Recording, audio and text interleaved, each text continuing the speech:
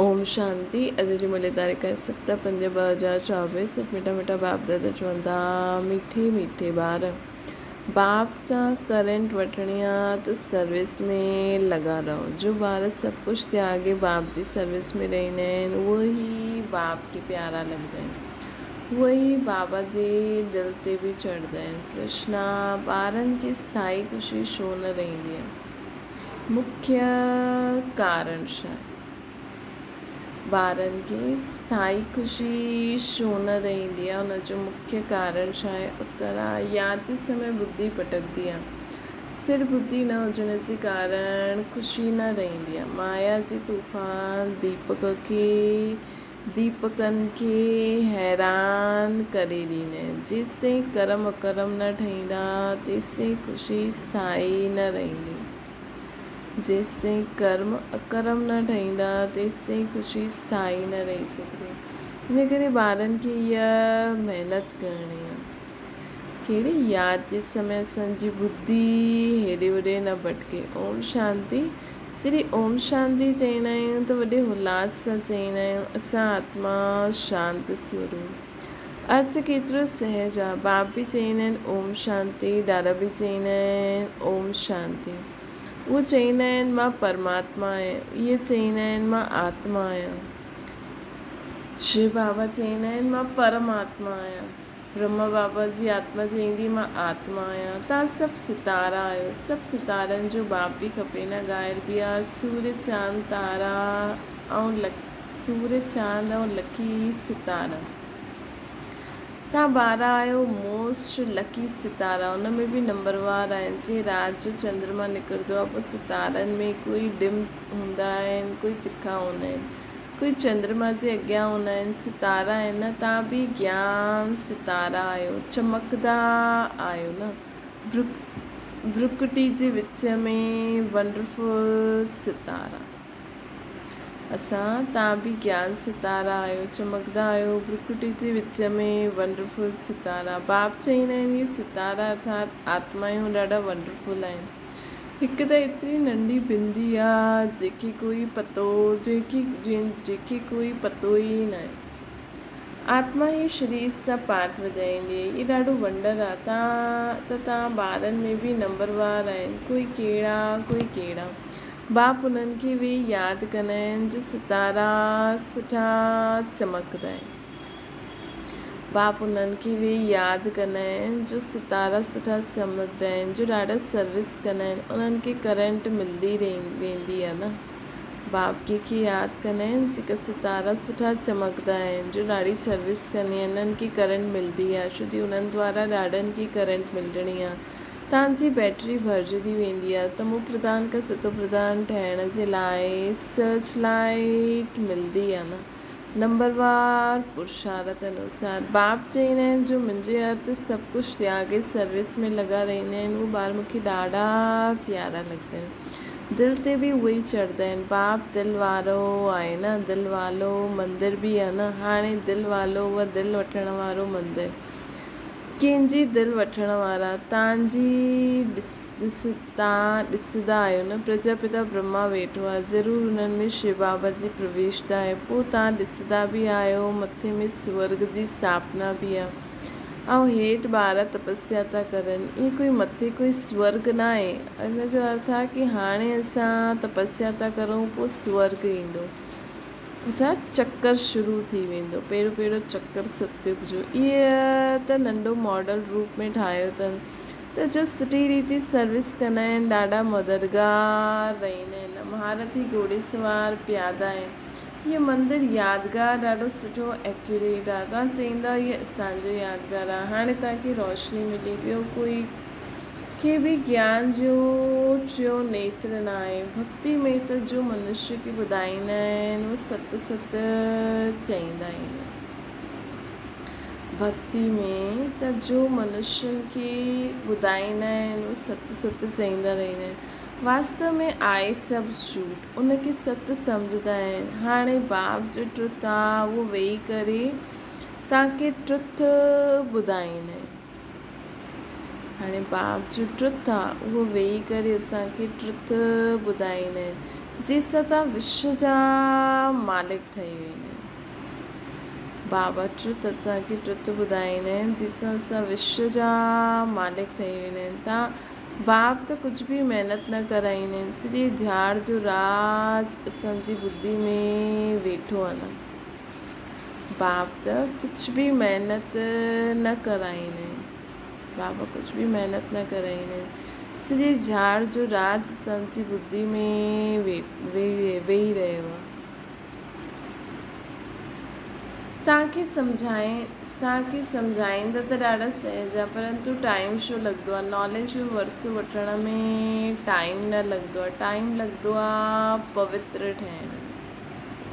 Time कंहिंमें लॻंदो आहे? पवित्र ठहिण में महिनत लॻंदी आहे, टाइम लॻंदो आहे। मुख्य आहे ही यादि जी यात्रा। बाबा खे यादि कंदे कंदे असां सभु कुझु भुलिजी वञूं, सिर्फ़ु बाप ऐं मां, हिन में टाइम लॻंदो आहे।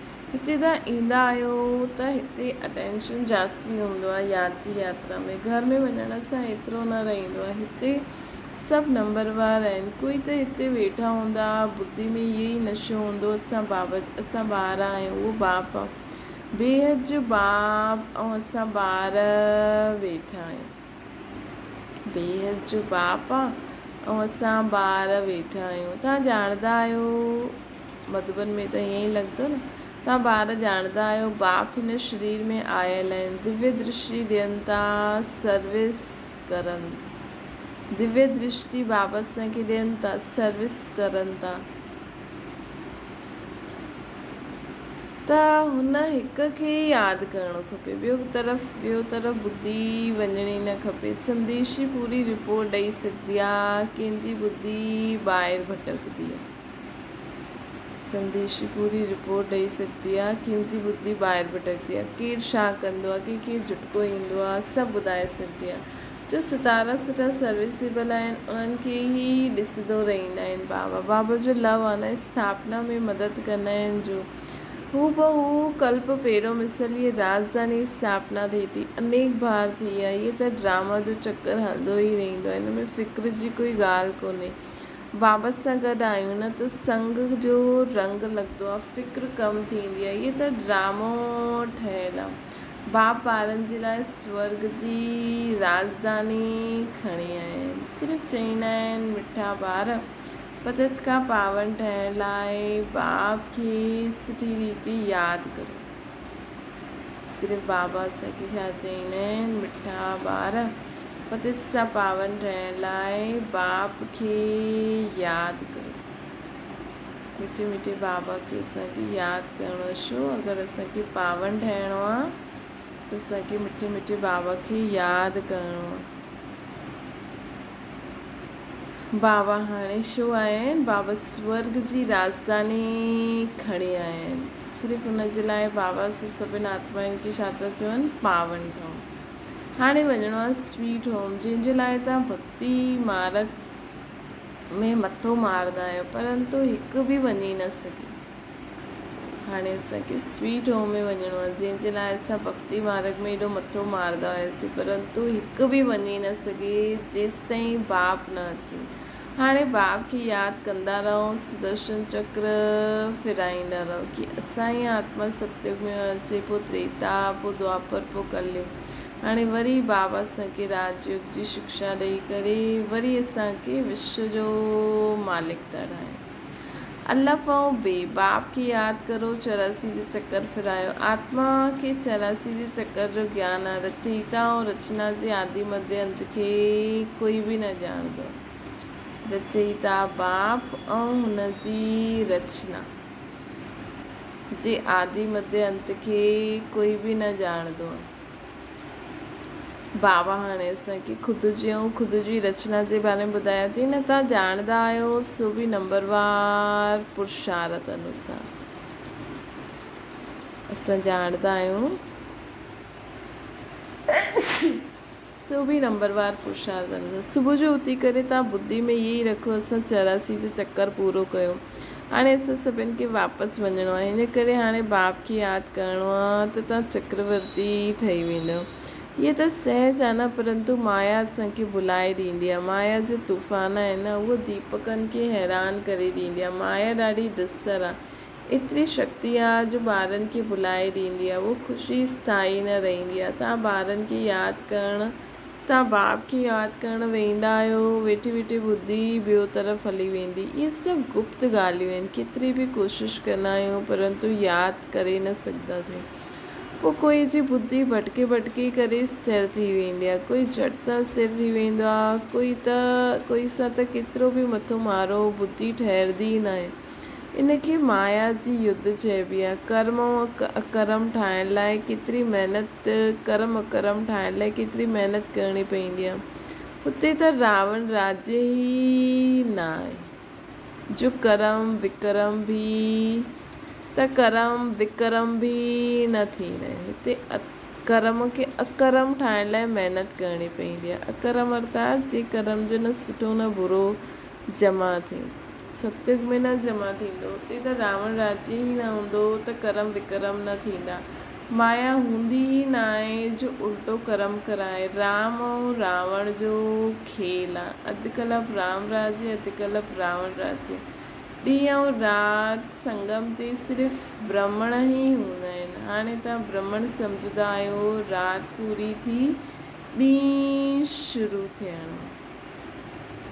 हाणे असां ॿार सम्झंदा आहियूं असां ब्राह्मण आत्मा आहियूं, ख़ासि की राति पूरी थी ॾींहुं थियणो आहे। उहो वरण वारा थोरी सम्झंदा, उहो शूद्र वरण वारा न सम्झंदा आहिनि। मनुष्य त ॾाढो आवाज़ सां भक्ति आदि जा गीत ॻाईंदा आहिनि। तव्हांखे त वञिणो आहे आवाज़ खां परे। त तव्हां पंहिंजे खे बाप जी यादि में मस्तु, तव्हां पंहिंजे बाप जी यादि में मस्तु रहंदा आहियो।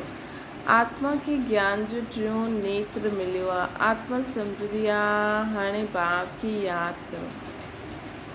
हाणे मनुष्य त आवाज़, भक्ति में आवाज़ हूंदी आहे न। असांखे छा करिणो आहे, बाबा चवनि था असांखे आवाज़ खां परे वञिणो आहे। शांति सां ख़ुदि खे आत्मा सम्झी बाप खे यादि करिणो आहे। भक्ति मार्ग में शिव बाबा त चईंदा रहंदा आहियूं। शिव जे मंदर में शिव खे बाबा ज़रूरु चईंदा। ज्ञान कुझु न आहे। हाणे तव्हांखे ज्ञान मिलियो आहे, उहो शिव बाबा आहे, उन्हनि जा इहे चित्र आहिनि। उहो त लिंग ई सम्झंदा आहिनि। उहो शिव बाबा आहे, शिव बाबा जो इहे चित्र, उहो त लिंग ई सम्झंदा आहिनि। हाणे तव्हांखे त ज्ञान मिलियो आहे, उहो लिंग जे मथां वञी करे लोटी चढ़ाईंदा। उहो शिव बाबा खे लिंग सम्झंदा आहिनि। असांखे हाणे बाबा परिचय ॾिनो अथई की शिव बाबा त निराकार ज्योतिर्बिंदु खे भक्ति मार्ग में खीर आदि पाणी कीअं चढ़ायूं त उहो ठातनि। लेकिन हाणे त बाबा असांखे राजयोग जी शिक्षा ॾेई करे हिन भक्ति जे झंझटनि सां छुड़ाए चईंदा आहिनि मूंखे निराकार रूप में यादि करो। उहो लिंग जे मथां वञी करे चोटी चढ़ाईंदा आहिनि, लोटी चढ़ाईंदा आहिनि। हाणे बाप त निराकार जे मथां लोटी चढ़ाईंदा, उहो छा कंदा? साकार हुजे त स्वीकार बि करे पाणी।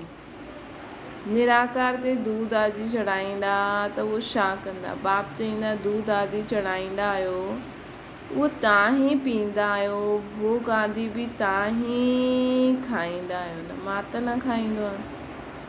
त बाबा चईंदा आहिनि निराकार ते माण्हू एॾो कुझु चढ़ाए त अॼुकल्ह त मिलावटी पाणी चढ़ाईंदा आहिनि, दूध चढ़ाईंदा आहिनि, दूध में पाणी मिलाए करे। त जो बि कंदा आहियो स्वीकार त तव्हां ई कंदा आहियो। हेठि अची करे बाबा चईंदा आहिनि की हाणे हिते मां सम्मुख आहियां न, अॻियां इनडायरेक्ट कंदो हुयो, हाणे त डायरेक्ट आहे। हेठि अची करे पाट वॼाइनि था न बाबा, हाणे डायरेक्ट हेठि अची करे पाट वॼाइनि था। सर्च लाइट ॾियनि था सभी ॿारनि खे। ॿार सम्झंदा आहिनि मधुबन में बाबा वटि ज़रूरु अचिणो खपे। बाबा हेठि अची करे, हाणे कल्ह बि बाबा चई न मां बेहद में सभिनि खे सर्च लाइट ॾींदो आहे। सभी आत्मायूं प्रकृति योनि सभु पावन थी वेंदा आहिनि। बाबा सर्च लाइट ॾींदा आहिनि। ॿार सम्झंदा आहिनि मधुबन में बाबा वटि ज़रूरु अचिणो आहे। हुते असांजी बैटरी सुठी चार्ज थींदी आहे। घर में त गोरख धंधा आदि में अशांती लॻल हूंदी आहे। हिन समय सॼे विश्व में अशांती आहे, तव्हां ॼाणंदा आहियो। हाणे असां शांती स्थापना करूं था बाबा जी यादि सां। अर्थात योग बल सां असां पूरे विश्व में शांति स्थापना करूं था। बाक़ी राजाई मिलंदी आहे पढ़ाई सां। असांखे राजाई कंहिंसां मिलंदी आहे? पढ़ाई सां मिलंदी आहे। कल्प पहिरियों बि तव्हां इहा ॿुधियो हुयो न, हाणे बि ॿुधो था। असांखे राजाई कंहिंसां मिलंदी आहे? पढ़ाई पढ़ण सां। कल्प पहिरियों बि तव्हां इहा ॿुधियो हुयो, हाणे बि ॿुधो था। जो कुझु एक्ट थींदी आहे पोइ बि थींदी आहे न। बाबा चवनि था जो कुझु एक्ट असांजी थींदी आहे उहो हर कल्प ईअं ई कंदासीं। विश्व में शांति स्थापना थींदी योग बल सां, राजाई मिलंदी पढ़ाई सां।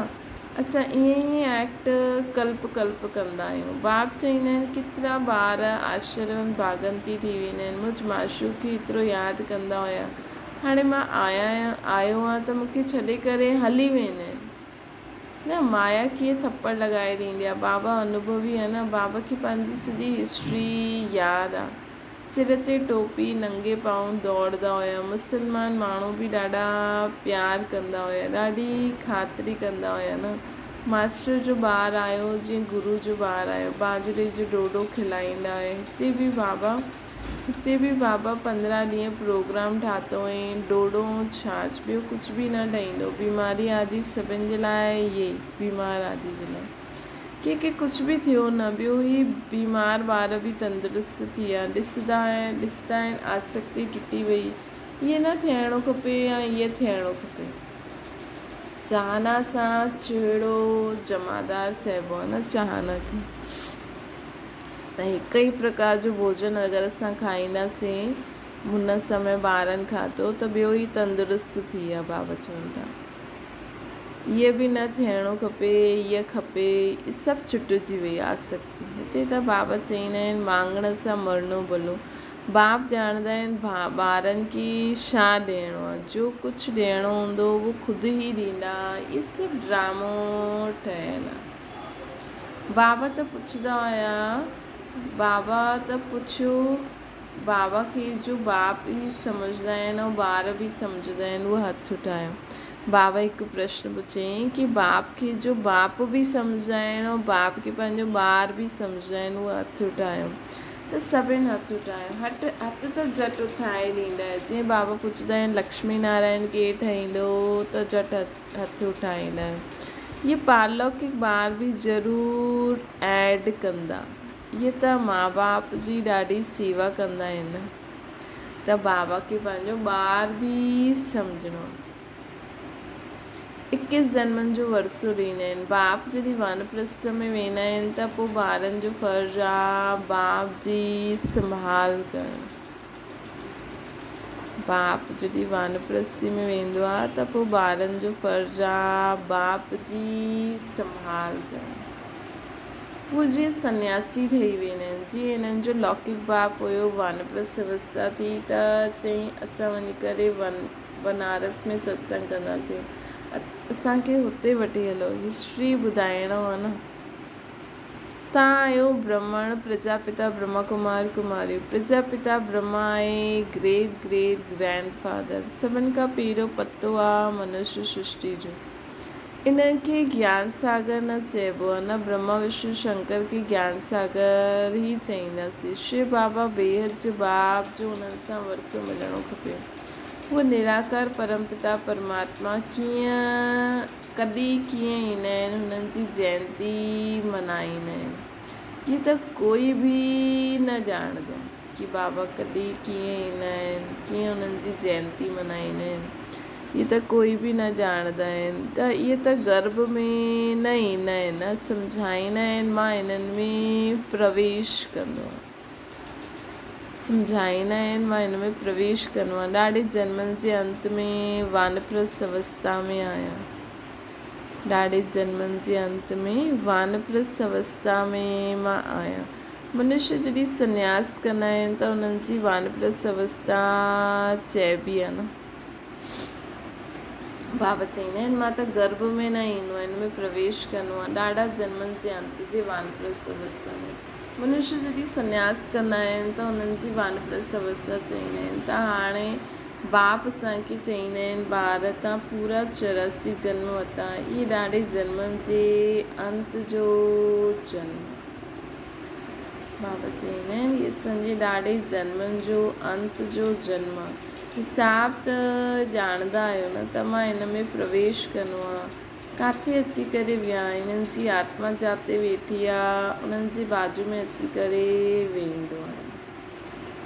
त बाबा ब्रह्मा बाबा जे शरीर में अची करे उन्हनि जी प्रकृति जे विच में बाजू में बाबा अची करे वेहींदा आहिनि। जे गुरु माण्हू पंहिंजे शिष्य जे बाजू में गद्दी ते जे गुरु माण्हू पंहिंजे शिष्य खे बाजू में गद्दी ते विहारंदा आहिनि, त बाबा बि अची करे ब्रह्मा बाबा जे शरीर में शिव बाबा प्रवेश कयईं ऐं ब्रह्मा बाबा जी आत्मा खे बाजू में विहारे छॾियईं। इन्हनि जो बि स्थान हिते ई आहे, मुंहिंजो बि स्थान हिते ई आहे। चईंदो आहे मां आत्मा आहियूं, हे आत्मायूं मामेकम यादि करो त पाप विनाश थींदा। बाबा चईंदा आहिनि सभी आत्माउनि खे चईंदा आहिनि हे आत्मायूं मामेकम यादि करो त पाप विनाश थी वेंदा। बसि सभु पावन ठही करे बाबा सां गॾु घर हली हलंदासीं। बाबा चईंदा आहिनि कि इन्हनि जो बि स्थान हिते आहे, मुंहिंजो बि स्थान हिते आहे। चईंदा आहिनि हे आत्मायूं मामेकम यादि करो त पाप विनाश थींदा। मनुष्य सां देवता ठहिणो आहे न, इहे राजयोग आहे। नई दुनिया जे लाइ ज़रूरु राजयोग खपे न, छो जो नई दुनिया में हलण जे लाइ स्थापना करण लाइ आत्माउनि खे पावन ठाहिणो आहे। बाप चईंदा आहिनि मां आयो आहियां आदि सनातन देवी देवता धर्म जो फाउंडेशन लॻाइण। गुरु माण्हू अनेक आहिनि, सतगुरु त हिकु ई निराकार परमात्मा, उहो ई सत्य आहे, बाक़ी त सभु कूड़ ई कूड़। बाबा ई सत्य आहे, बाक़ी त सभु कूड़ ई कूड़। तव्हां ॼाणंदा आहियो हिकु आहे रुद्रमाला, ॿी आहे वैजयंती माला विष्णु जी। हिकु आहे रुद्रमाला, ॿी आहे वैजयंती माला विष्णु जी। उन जे लाइ तव्हां पुरुषार्थ कंदा आहियो, बाप खे यादि कंदा रहो त माला जो दाणो ठही वेंदो। जे माला जो तव्हां भक्ति मार्ग में सिमरन कंदा हुयो, परंतु ॼाणंदा न हुयो कि माला कंहिंजी आहे, मथे में फूल कहिड़ा, पोइ मेरू छा आहे, दाणा कहिड़ा आहिनि। जंहिंजी माला फेरदा आहिनि सम्झदा कुझु न आहिनि, ईअं ई राम राम चईंदे माला फेरदा रहंदा आहिनि। राम राम चवण से सम्झदा आहिनि सभी राम ई राम, सर्वव्यापी जी ॻाल्हि जो अंधेरो इन सां निकिरी वेंदो। सर्वव्यापी जी ॻाल्हि जो राम राम चवण सां सम्झदा आहिनि सभु राम ई राम, राम ई राम। सर्वव्यापी जी ॻाल्हि जो अंधेरो हिन सां निकितो कि राम राम राम राम। माला जो अर्थ बि न ॼाणंदा आहिनि। कोई चईंदा आहिनि 100 माला फेरो, एतिरी माला फेरो। बाप त अनुभवी आहे न, 12 गुरु कया अथई, 12 जो अनुभव वरितो अथई। पोइ बि ॾाढा हूंदा आहिनि, पंहिंजो गुरु हूंदे बि ॿियनि वटि वेंदा आहिनि कि कुझु अनुभव मिले, माला आदि फेरदा आहिनि। बिल्कुलु अंधश्रद्धा। माला पूरी करे फूल खे नमस्कार कंदा आहिनि। शिव बाबा फूल आहे न, माला जे दाणे त अनन्य ॿार बि ठहींदा आहिनि। माला जा ॿार असां अनन्य ॿार ई माला जो दाणो ठहींदासीं। जेका सर्विसेबल ॿार हूंदा उहो ई माला जो दाणो ठहींदा आहिनि। तव्हांजो पोइ सिमरन हलंदो आहे त उन्हनि खे कुझु बि पतो न आहे। उहो त कोई राम चईंदा आहिनि, कोई कृष्ण खे यादि कंदा आहिनि, अर्थ कुझु बि न सम्झंदा आहिनि। श्री कृष्ण शरणम चई ॾींदा आहिनि। उहो त राम चईंदा, श्री कृष्ण खे यादि कंदा, अर्थ कुझु बि न सम्झंदा। श्री कृष्ण शरणम चई ॾींदा आहिनि। उहो त सतयुग जो प्रिंस हूंदो न। श्री कृष्ण शरणम चई ॾींदा त उहो त सतयुग जो वॾो प्रिंस हूंदो। उन जी शरण कीअं वठंदा? शरण त बाप जी वठिबी आहे न। तव्हां ई पूज्य खां पुजारी ठहींदा आहियो। श्री कृष्ण बि त शिव बाबा जी भक्ति कई हुई न। 84 जन्म वठी पतित थियो आहे त शिव बाबा खे चईंदा आहिनि हे फूल असांखे बि आप समान ठाहे। असीं सभु आत्मा आहियूं 84 जन्म, जो बि आत्मा आहिनि 84 ख़ासि बाबा श्री कृष्ण जे लाइ ठहनि था कि 84 जन्म वठी उनजी आत्मा बि पतित थी वई। पोइ चईंदा आहिनि हे फूल, माला में जो फूल आहे, हे फूल असांखे बि आप समान ठाहियो। अच्छा, मीठी मीठी सिकी लॾे ॿारनि प्रति माता पिता बाप दादा जो यादि प्यार ऐं गुड मॉर्निंग। रूहानी बाप जी सभिनि रूहानियुनि ॿारनि खे नमस्ते। असांजी बि रूहानी माता पिता बाप दादा खे यादि प्यार गुड मॉर्निंग ऐं नमस्ते। धारणा जे लाइ मुख्य सार, कहिड़े बि प्रकार जी चाहना न रखणी आहे, आसक्ति ख़तमु करे ॾियणी आहे। बाबा जो खिलाए वो खाओ, तव्हांखे डायरेक्शन आहे मांगण सां मरणो भलो। बाप जी सर्च लाइट वठण लाइ हिकु बाप सां सचो लव रखणो, तॾहिं बाबा जी सर्च लाइट असां सभिनि आत्माउनि खे मिलंदी। जॾहिं बाबा सां सचो लव रखंदासीं, बुद्धि में नशो रहे कि असां ॿार उहो बाप आहे। बुद्धि में छा नशो रहे कि असां ॿार आहियूं, उहो बाप आहे। उन्हनि जी सर्च लाइट सां असांखे सतो प्रधान ठहिणो। बाप जी सर्च लाइट वठण लाइ हिकु बाप सां सचो लव रखणो, बाबा सां सचो सचो प्यार करो। बुद्धि में नशो रहे कि असां ॿार आहियूं, उहो बाप आहे। उनजी सर्च लाइट सां असां सतो प्रधान ठहूं था। बाबा जी सर्च लाइट सां असां सतो प्रधान ठहूं था। असां आत्मायूं बि ऐं पूरी प्रकृति बि, यूनिवर्स बि। वरदाना, रहम जी भावना द्वारा निमित भाव सां सेवा करण वारा सर्व लगाव मुक्त ठहूं। वर्तमान समय जॾहिं सभी आत्मायूं थकी करे निराश थी मर्सी थी मांगनि त असां दाता ॿार, तव्हां दाता जा ॿार पंहिंजे भाउ भेणनि ते रहम दिल ठहो। असां दाता जा ॿार पंहिंजे भाउ भेणनि ते रहम दिल ठहो। कोई केतिरो बि बुरो हुजे, उनजे प्रति बि रहम जी भावना हुजे त कॾहिं घृणा ईर्षा व क्रोध जी भावना न ईंदी। कोई केतिरो बि बुरो हुजे त बि हुनजे प्रति रहम जी भावना हुजे, हुनजो बि कल्याण थिए, वो बि पंहिंजे स्वभाव संस्कार खां नेचर खां मुक्त थी वञे, सभिनि जो ई कल्याण थी वञे त कॾहिं बि घृणा ईर्षा व क्रोध जी भावना न ईंदी। रहम जी भावना सहज निमित भाव इमर्ज करे ॾींदी। लगाव सां रहम न, लेकिन सचो रहम लगाव मुक्त ठाहे ॾींदो। हीअं न असांजो उन्हनि सां कोई दैहिक लगाव आहे, इन करे मां रहम थी करां, न, असांजो त सचो रहम आहे जो असांखे न सर्व लगावनि सां बि मुक्त करे ॾींदा आहिनि। छो जो उन्हनि में देह भान न ईंदो, छो जो हुन में लगाव मुक्त वारे रहम में देह भान न ईंदो आहे। स्लोगन आहे, ॿियनि खे सहयोग ॾियण ई स्वयं जे खाता जमा करणु। ॿियनि खे सहयोग ॾियण ई स्वयं जा खाता जमा करणु। असांजो खातो ज्ञान गुण शक्तियुनि सां खातो जमा थिए, हिन जे लाइ ॿियनि खे कंहिं न कंहिं रीति सां सहयोग ॾींदा हलो। अच्छा, ओम शांति। बाबा खे यादि करो।